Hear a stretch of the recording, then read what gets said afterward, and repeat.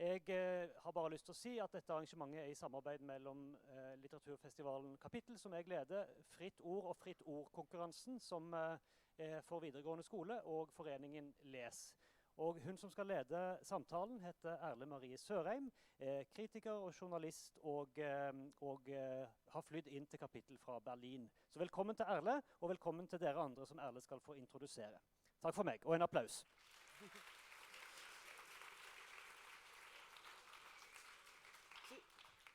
Tusen takk, Espen, og velkommen I stormen, og til dere der oppe også. Det fantastisk full sal av mennesker, dette blir stas.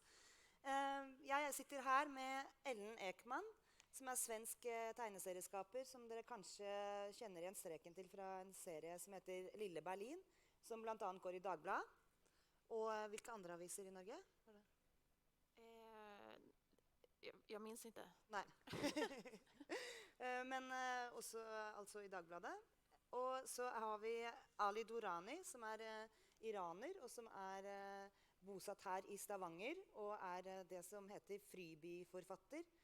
Det ett upplägg som hjälper folk som på flukt eller kunstnere, forfattere som som fordrevet fra hjemlandene sine, som da får opphold I for eksempel Stavanger, og et sånn 2-årig stipendium for å jobbe her. Det fribyforfatterprosjektet ble startet I 2006, akkurat her på Sølvberget I Stavanger, og nå det 17 fribyer I hele verden, fra Mexico og rundt 10 I Norge. Så dette har blitt en stor greie som hjelper veldig mange kunstnere som ikke får lov til å produsere og publisere kunsten sin I hjemlandet. Og så har vi Khalid Albaih, som fribyforfatter I København på samme opplegg, som opprinnelig fra Sudan, men han ble født I Romania, og det skal vi høre litt om hvorfor, fordi han har også en veldig spennende bakgrunn. Samtalen vil gå på engelsk, men hvis dere ikke skjønner noe, så rop ut. Og hvis noen har noen spørsmål underveis, kan dere også rekke opp hånda, som I vanlige timer. Det vi ser bak oss nå Alis litt sånn logo, for han lager en veldig selvbiografisk serie om sine opplevelser fra han måtte flykte fra Iran. Ali, this is your kind of self-portrait in a way? Yeah, that's my... Is it on? Yeah. Yeah. That's my self-portrait. Yeah, the character I made I created in prison. Mm. Yeah. And it's called Eaten Fish. That's Lille Berlin. And then we'll talk. Yeah, and you chosen the name Eaten Fish. Why is that? Eaten Fish comes from fishing program. No, I moved to Australia in 2013, and I didn't move actually. I had to escape from my country, and then from Iran. From Iran, yeah. And Australia was the easiest way for me to get to safety. And how did you go there?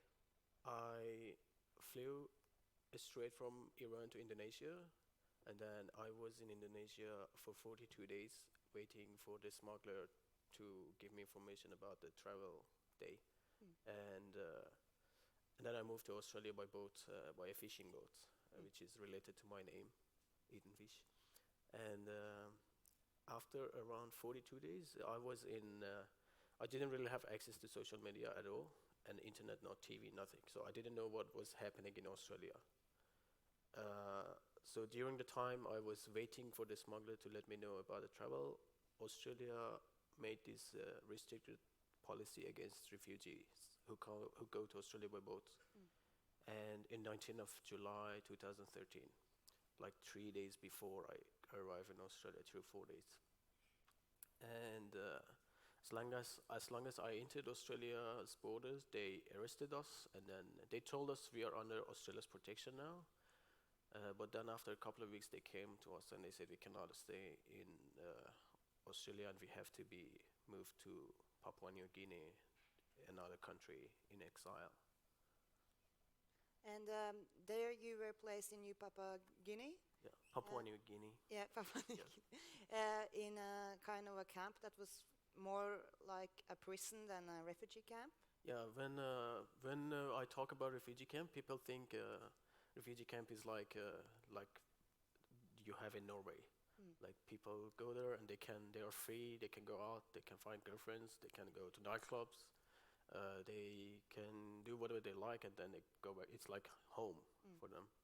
But the refugee camp it was actually, when I arrived in that island, everything was green because it was on equator line, middle of ocean, and then they invited us, like somebody from government Papua New Guinea government was there, and then they welcomed us, like they registered us to enter Papua New Guinea, and then it was really cool actually. After I got out of the airplane, and of course we were like arrested, handcuffs and security.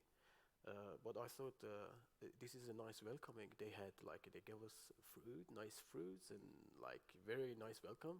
And then they led us to the cars, to the mini buses, and then they drove us to the detention camp.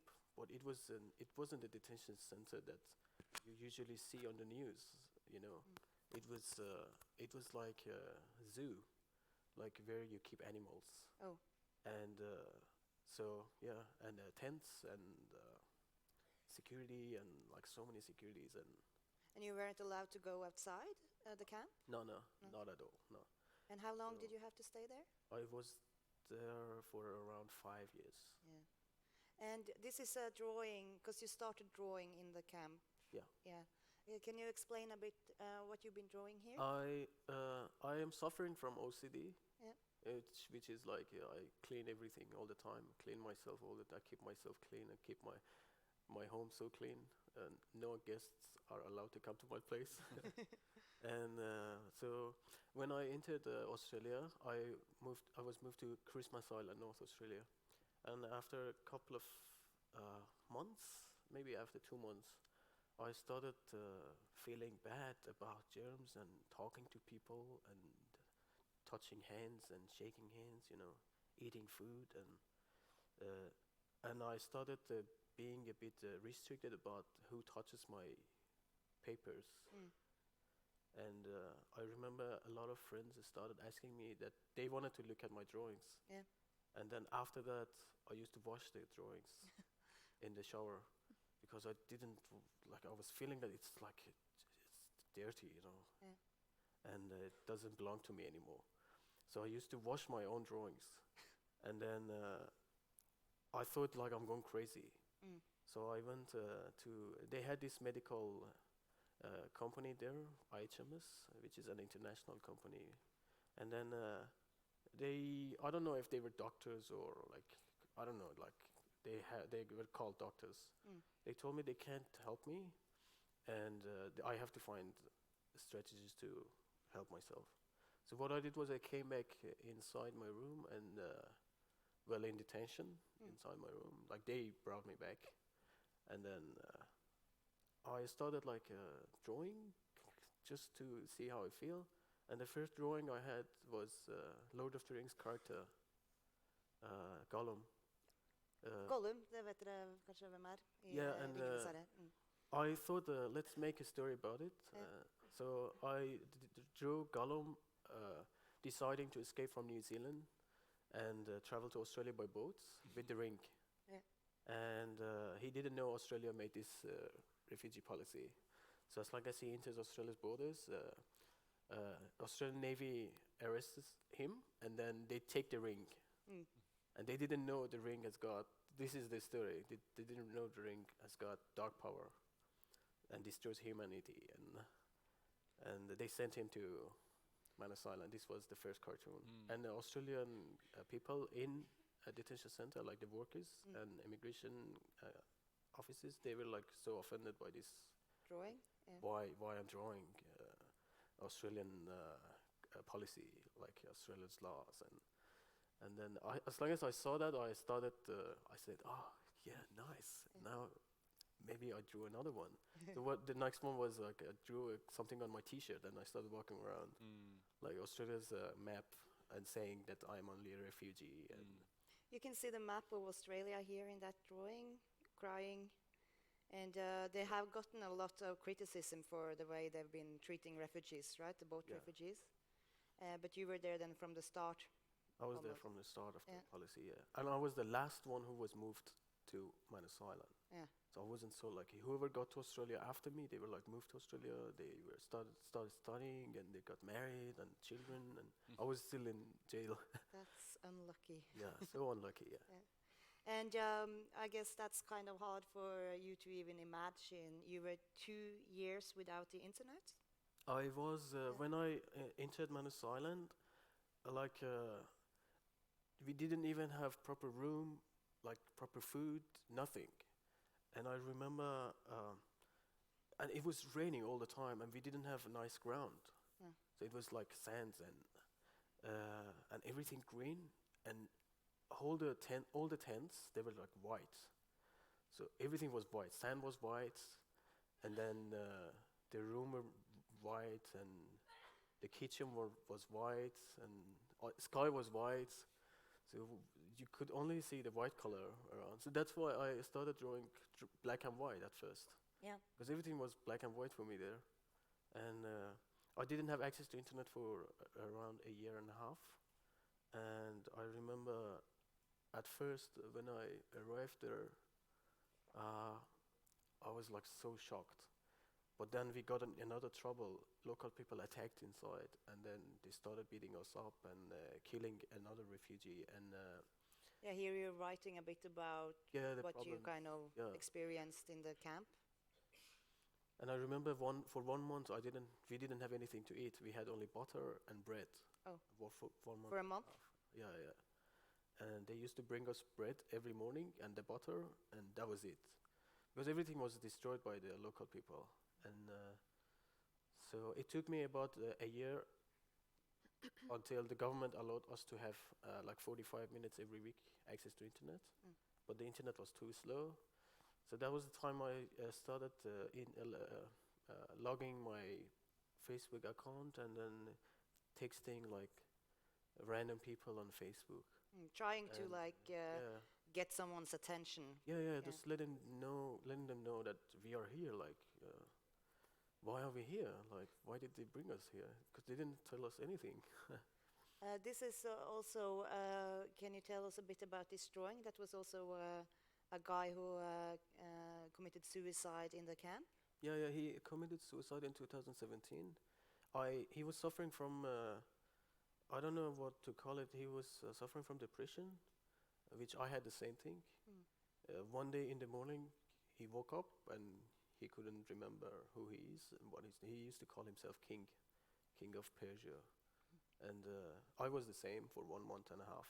I remember I woke up in the same situation and I didn't know who I was, nothing. And I was locked in a room for 1 month and a half until I got treated. And he wasn't so lucky. The government didn't protect him that much, and they didn't treat him so well, so he ended up ending his life, and it was so sad, actually. Yeah, and I was always imagining like I was in the same situation for a long time, and I was so lucky that I'm here now. Yeah. Yeah. And how did you get here, actually? You first got in contact with an English journalist? Oh, no, it was an Australian journalist. Australian, yeah. Not journalist, like a human rights activist. Yeah. It was after 2 years and a half, Yeah. like using Facebook every week until I get You know, this job. 45 minutes Yeah, of 45 Facebook minutes. internet time. And it took me like 2 years and a half. It's like it's easy to say it, but I remember like 2 years and a half. It was 2 years like trying. And then I got in touch with her, and she had this exhibition, and that was the first time I was published in Australia, in Melbourne. And after that, a lot of people got interested. Like the cartoon was published at first, and then a lot of people got interested, like asking her, like, who is he, like, what's his name, or where he comes from, and how long he's in Manus Island, and yeah, she started the project. Like everything started from her, and after that, I started getting in touch with different activists and different cartoonists in Australia, and in 2015, I had a hunger strike for about 15 days, and that made me physically damaged. And I started getting seizures and panic attacks all the time. Also, the OCD at the same time. And in 2015, I was published like in whole Australia, like all around Australia, because of the illness as well, because I was documenting my life and telling stories to people. And so in 2016, when I was published in the Guardian and other press, and also this Australian Saving Eden Fish campaign.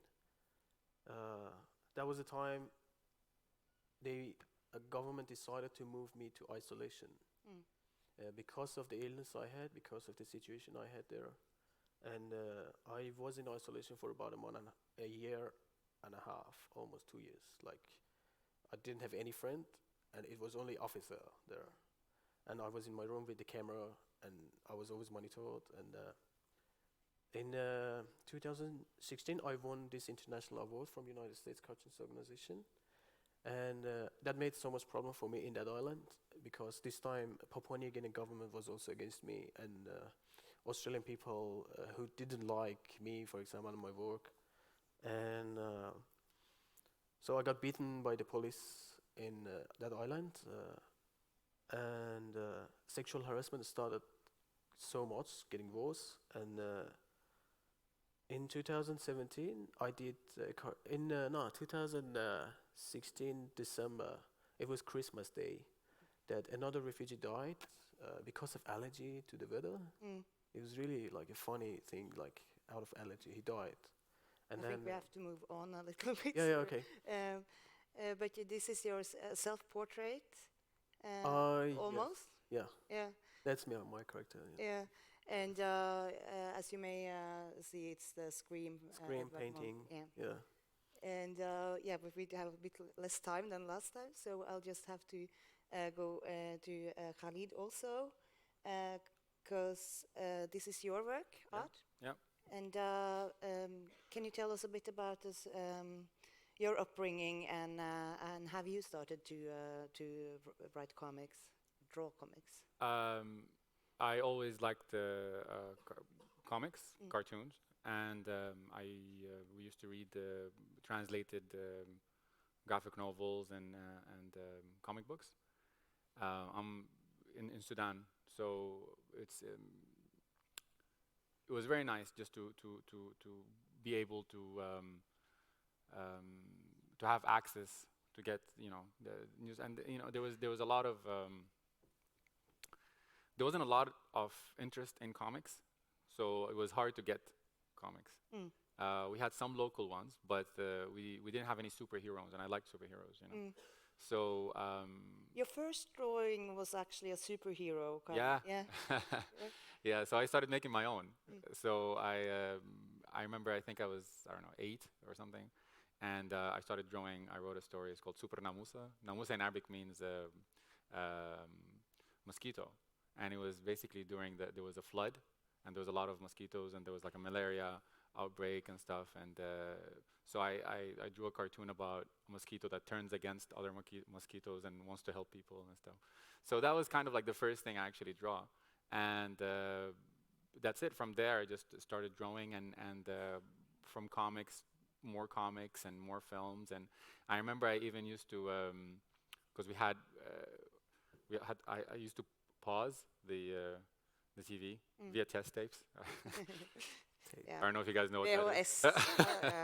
Well, we're old. Yeah. So I used to pause the TV and put the paper on top of the TV and then copy it. Oh, yeah. So I used to copy a lot. I used to copy the comics. I used to copy from TV. And then I started making my own. So it all started with copying. So I just copied and copied and copied everything that I liked. I did exactly the same. And later on, I just that interest went from comics to politics because of my family's history and background in politics, and just the situation as a whole. Because I had a lot of questions about politics. I wanted to understand what things mean. What does it mean? to be a communist? What does it mean to be a socialist? What does it mean to be an Islamist? What are all these things? So I just had questions, and through cartoons, I just started drawing. Because you also had to flee your home country, Sudan. My father had to leave. Yes, Yeah. my father had to leave Sudan.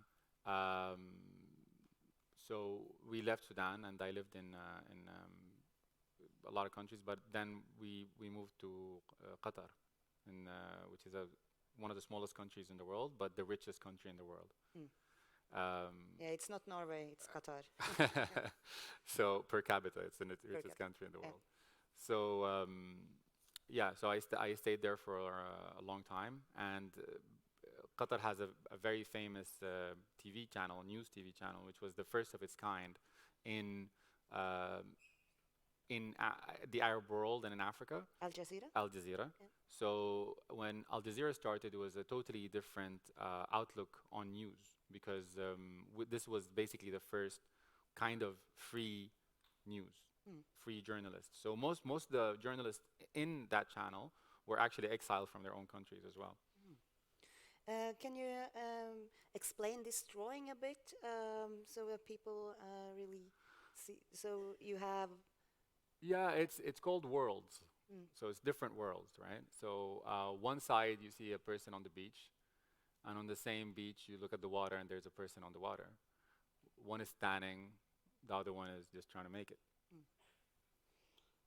So it's just about that. yeah, you are very involved in the war in Syria, or you make a lot of drawings about the boat refugees as well. Do you think, and this maybe we could explain, this is two very famous pictures, and the name of his was So what happened was, this is called Choices for Syrian Children, but you can exchange Syrian for anything. So it's any country that has war, that has people leaving, you could exchange that name to.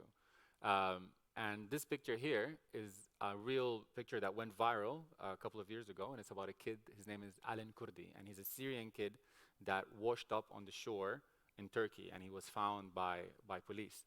And they took a picture of the policeman, not saving, because the kid was already, he died. So the police carrying the child, and he was dressed like this, his nice shoes and his red, t-shirt and shorts. And that picture went viral. It was all over the internet. People looked at it and people felt bad. And it was a very famous picture. And exactly a year later, this happened, which is another Syrian child. His name is Amran Dingish. And this was a video, a viral video as well, of this 6-year-old kid that was taken out of a fallen building that was hit by a plane, by bombs. So the building dropped, and they saved this child. So he was sitting in an ambulance, and he was bloodied, and he doesn't know what's happening, and he's 6 years old. So the video went viral. So what I was trying to say here is that this is a viral image that you've seen, and this is what happens if a refugee kid leaves, right? 90% of the time, 99% of the time. It's, if you leave, this will happen to you. And if you stay, you're probably gonna have a building drop in your head. And this image happened exactly a year after this image. But what I wanted to say with this is that it's not only that news that goes viral is the news. Every day something like this happens, and we need to recognize that, and we need to remember that it's not only what the internet says is important. There's a lot of things that happen in between that we need to look at and we need to research. we have some more of your, and then this one, a bit of a criticism about Christmas and it's all about gifts and not about God and Jesus anymore. And this is also you can tell a bit about the background history about. So I'm from Sudan. This child is called Ahmed. He's a 13-year-old kid. I think he was in the States, in America. I can't remember which state. And he's a very smart kid in school, and he likes physics and math and so on. And of course, he's a Muslim. And what happened was his class project was to build a clock. So he built a clock, and he brought it to the school, and the school called the police because they thought that was a bomb. So the SWAT came, and the police came, and journalists came, and they took pictures of him handcuffed. 14 years old. He's 14 years old. They handcuffed him until they made sure that this was not a bomb. And this was huge news and everywhere in the world. Of course, afterwards they figured out that it's not a bomb, and then he was giving actually scholarships, and now I think he's in Yale or something. Oh, great. Yeah, and he's a very smart kid. But it was all about fear, about the concept of fear, about judging person just based on their looks or based on what you read or based on other things, you know. So it's not about knowing, you know, the fact that teachers didn't sit down with this kid and figure out what this thing or actually ask him is huge, right? And and that means that they build their idea, even grown-ups, that they build their idea on fear. That's also Obama. Yeah. After, and here's the genius they have now.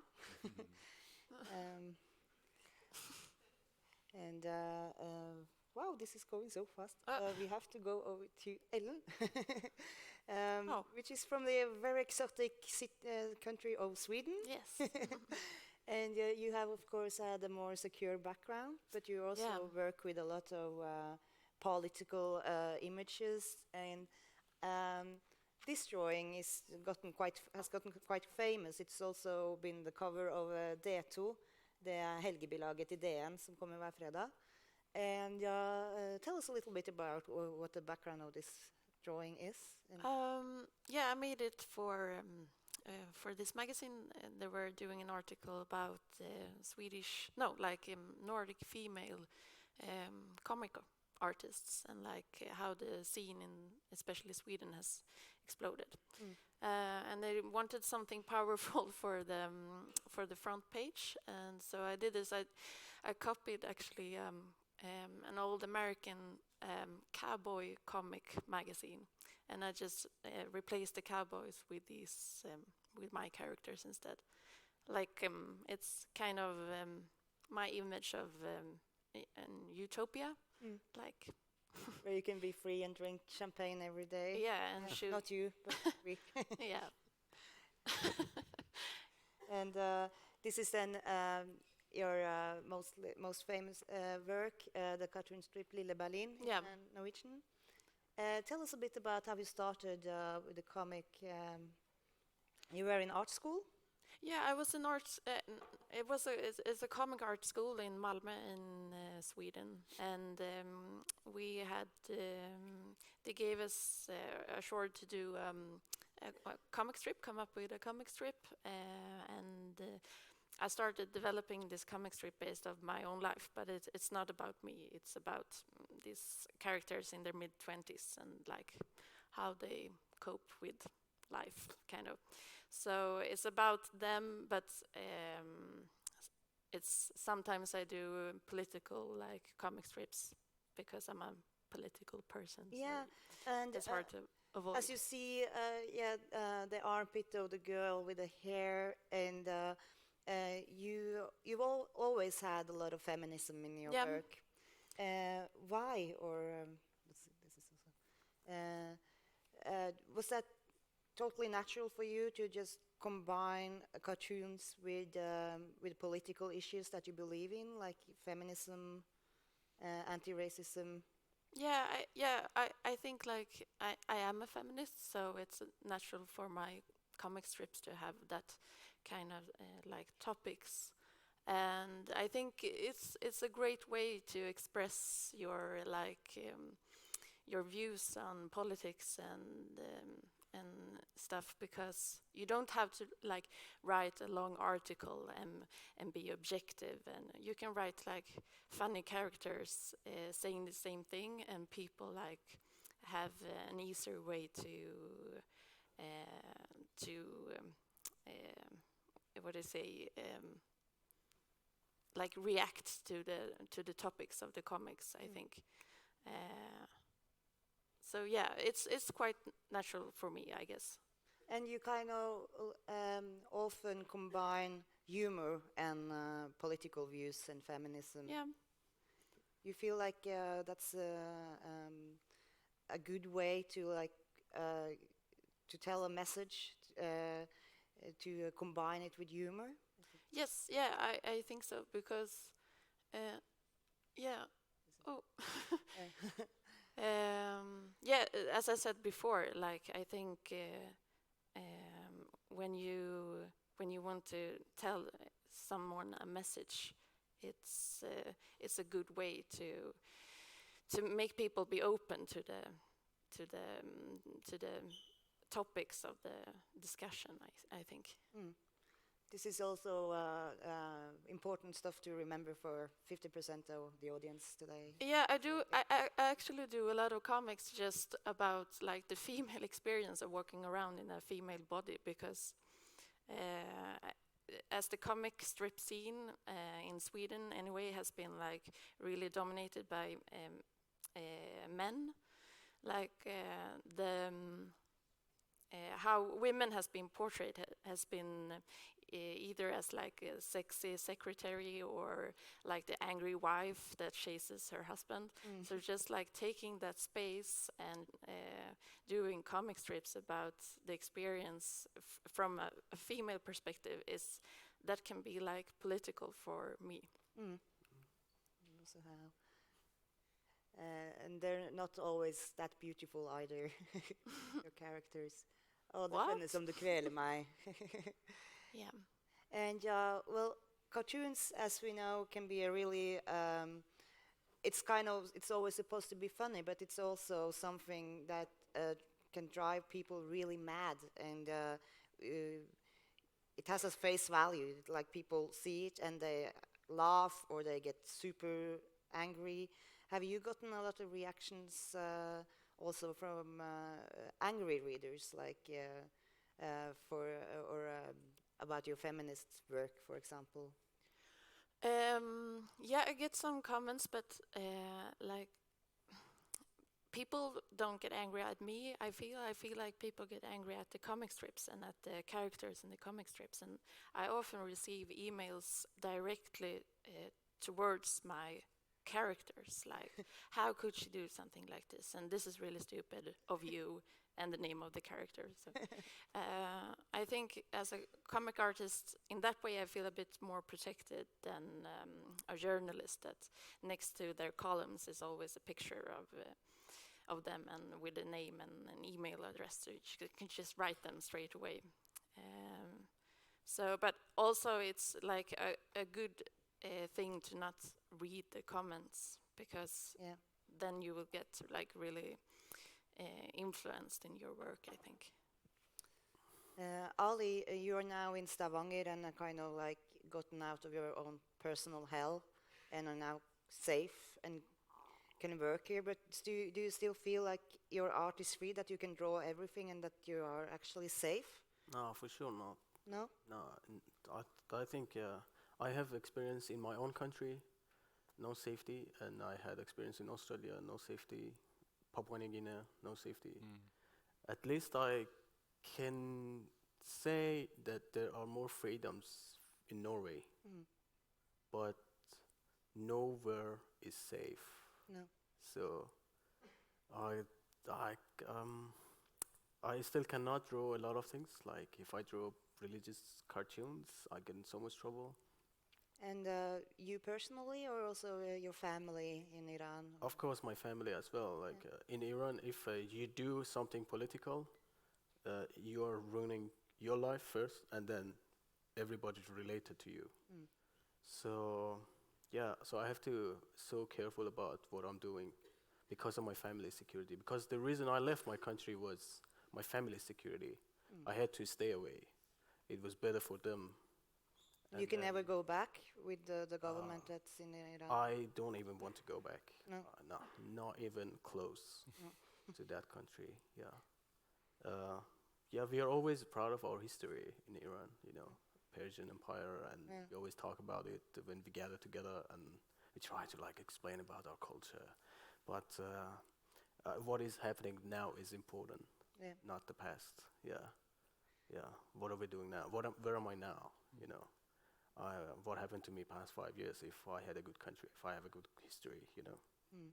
Khalid, Uh, can you do you have some of the same experiences as Ali, or With the or how do you feel you can also never go back, or you can't go back to Sudan now because of your my because of your political work? work, yeah. Yeah. It's I try to still find alternative ways to do what I want to do. I try to find alternative ways to take risks, to still go back and work with people over there. There's always an alternative way to do things, you know, and that's what I believe. I think I just tried. I try to push it a little bit, and you know, in a lot of places you don't know where the red line is in terms of What's allowed and what's allowed and what's not.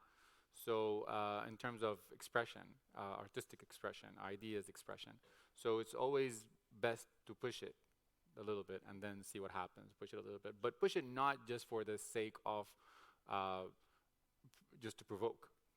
Just push it because you have an idea that you want to talk about, or so that's basically what I try to do. And but it's it really all depends on you. What do you want to do as an artist? And do you believe in you also have this online community or cartoon? Yeah, I basically exist online. I never worked for a newspaper. I never worked for anyone. I just work online. I tried to work as a political cartoonist, but I couldn't get a chance to because they didn't like my style, and they you know, in a lot of ways they would like to change my work. So at the end of the day, I kind of made my own thing. So I started a Facebook page. I'm on Twitter, I'm on Instagram, I'm on whatever there's social media, because that's my way to see, for people to see my work. I'm there, and I work the other way around. So I do a cartoon, and then if the newspapers or whatever like it, then they buy it. So I don't work for them, because for me the most important thing is keeping my independency as an artist. Because if I'm you know, especially where I come from, or you know, most of the world really, it's all about what the view of this magazine is, or what the view of this newspaper is, or what's the view of this.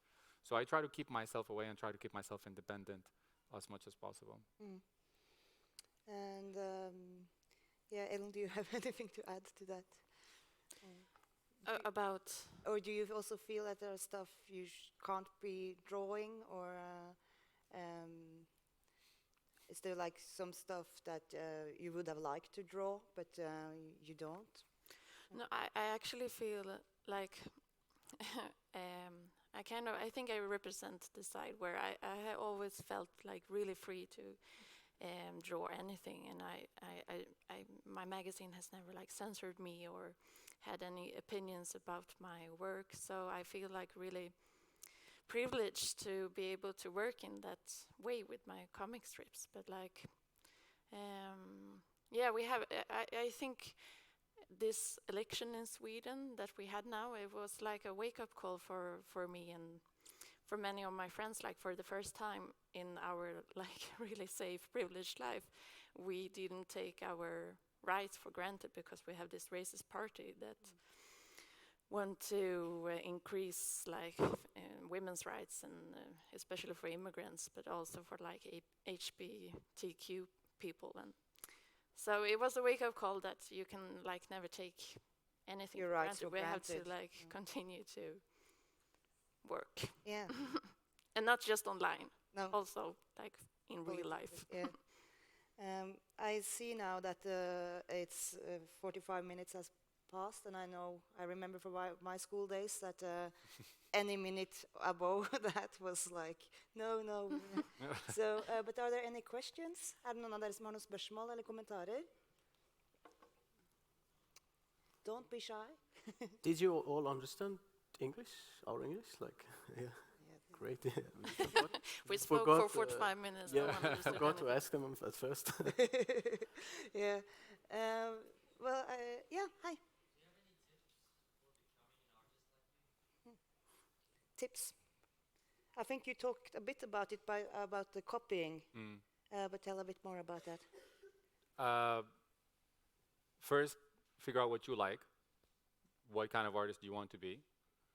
Find heroes and copy them. That's the way to. Yeah, I did it Or do you exactly the same way. I just copied until. And then you develop your own style. It will happen. It will Yeah. happen. Just you will not gonna find. You're gonna find one person. You're gonna copy him. You're gonna find another person. You're gonna copy him, and you have the internet, right? So it's a jungle of things, you know. So you're gonna keep going from one person to the other, and you will develop. You'll become your own person. But just copy, man. You become a good writer, you become a good drawer. Yeah, If you yeah. copy, yeah.